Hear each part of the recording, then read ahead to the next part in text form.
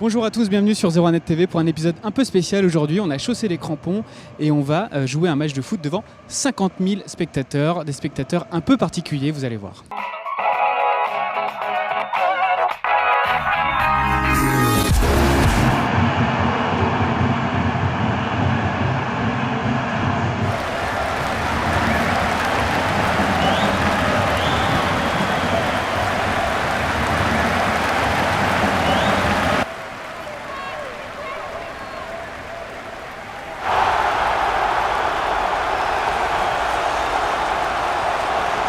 Là, on a fait un match il y a quelques instants, c'était tout simplement impressionnant, surtout l'entrée du stade, entendre cette clameur dans le public, c'est vraiment impressionnant. On était à la limite d'avoir des frissons.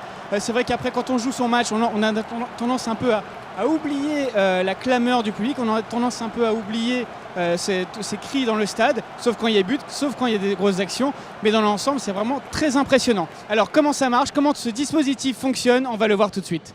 L'idée de départ, c'est de se dire, on fait tout souvent une blague, une envie qu'on aurait tous, c'est de pouvoir un jour monter sur une scène dans un énorme concert et de dire bonjour Paris avec le micro devant une foule innombrable.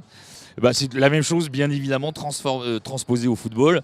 C'est au moins une émotion comparable quand on parle de sport. Donc c'est de permettre à vous, à moi, à tous ceux qui n'auront jamais l'occasion de le faire en vrai, de vivre ça au moins une fois dans leur vie. Alors d'abord, pour arriver à effectivement créer cette émotion-là, il faut ensuite utiliser quasiment toutes les technologies disponibles. Voilà. Donc la première, effectivement, c'est l'image, c'est le cœur du sujet, quoique on peut ensuite parler du son. Mais l'image, effectivement, donc c'est des captations assez identiques en fait à celles des longs métrages du cinéma. Quand vous allez voir un film, quand vous allez voir Gladiator et que vous voyez des arènes pleines, bien évidemment ça n'a pas été tourné en situation. C'est une technique assez connue dans le cinéma qui consiste à tourner des petits groupes de gens.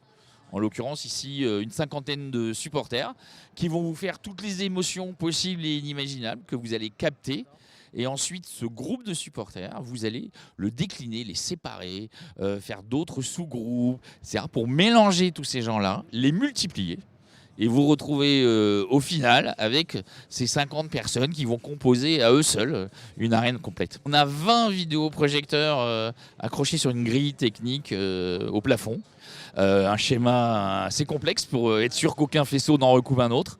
Ce qui est assez intéressant quand vous regardez la grille, c'est que vous allez voir aussi par exemple qu'il y a des grandes plaques de métal en dessous de chaque vidéoprojecteur. On a été obligé de créer des suspensions pour les vidéoprojecteurs pour que lorsque les ballons, si jamais un ballon vient frapper, ça soit la suspension qui bouge et pas le vidéoprojecteur pour que l'image ne bouge pas d'1 millimètre et que le stade reste toujours intact.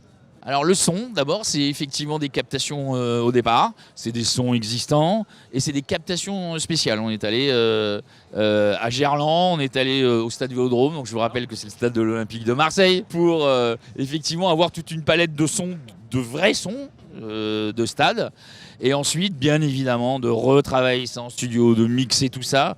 Et au-delà de ça, de construire un système audio autour de ce stade qui est là aujourd'hui d'une incroyable complexité puisque vous avez 3 systèmes son, un par étage du stade. Chaque étage a son propre volume et ses propres éléments de son, plus des systèmes sonores supplémentaires au niveau du sol où on va avoir des bruits spécifiques du type comme quand vous entendez quelqu'un presque qui vous parle du premier rang d'un stade.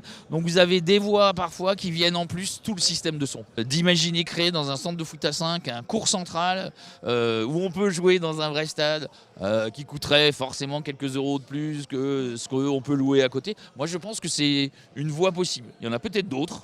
C'est un investissement de départ, bien évidemment, non négligeable, mais qui peut-être va donner des choses pour le futur. On est tous convaincus que la technologie va permettre demain plein de choses, bien évidemment, dans la vie, mais aussi dans le sport et dans le football. Et peut-être que dans 10 ans, c'est jouer contre les premiers hologrammes de Cristiano Ronaldo, de Lionel Messi, en l'occurrence, de Zinedine Zidane qu'on pourrait faire revivre pour pouvoir faire quelque chose de conduit, donc les grandes stars du foot.